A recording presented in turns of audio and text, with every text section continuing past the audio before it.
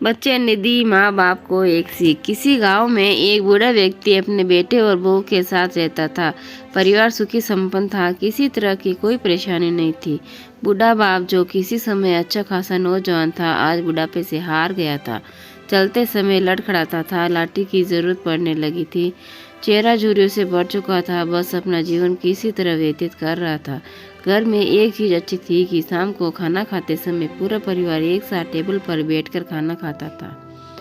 एक दिन ऐसे ही शाम को जब सारे लोग खाना खाने बैठे, बेटा ऑफिस से आया था। भूख ज्यादा थी सो जल्दी से खाना खाने बैठ गया और साथ में बहू और उसका एक बेटा भी खाने लगे। बूढ़े हाथ जैसे ही थाली उठाने को गए, थाली हाथ से छिटक गई।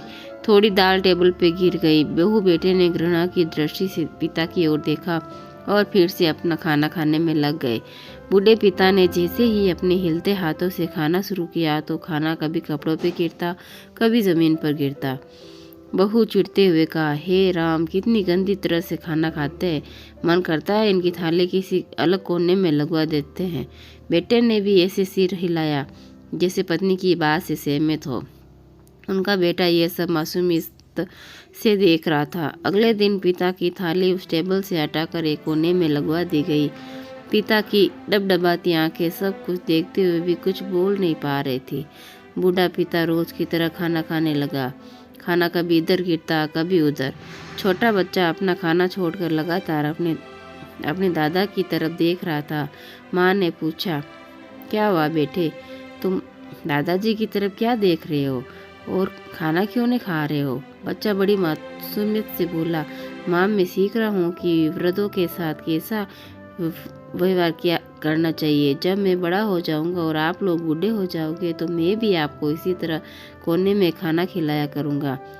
बच्चे के मुंह से ऐसा सुनते ही बेटे और बहू दोनों कांप उठे।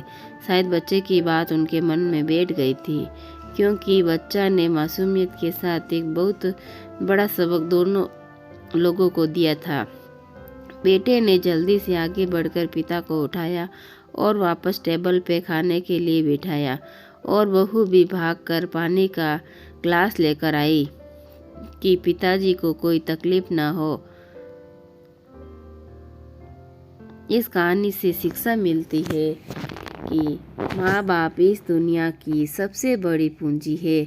आप समाज में कितनी भी इज्जत कमा ले, पर कितना भी धन इकट्ठा कर ले, लेकिन माँ बाप से बड़ा धन इस दुनिया में कोई नहीं है। दोस्तों, अगर ये कहानी अच्छी लगी है तो मेरे चैनल को लाइक, शेयर और सब्सक्राइब जरूर करें। धन्यवाद दोस्तों। राधे राधे। जय श्री कृष्णा।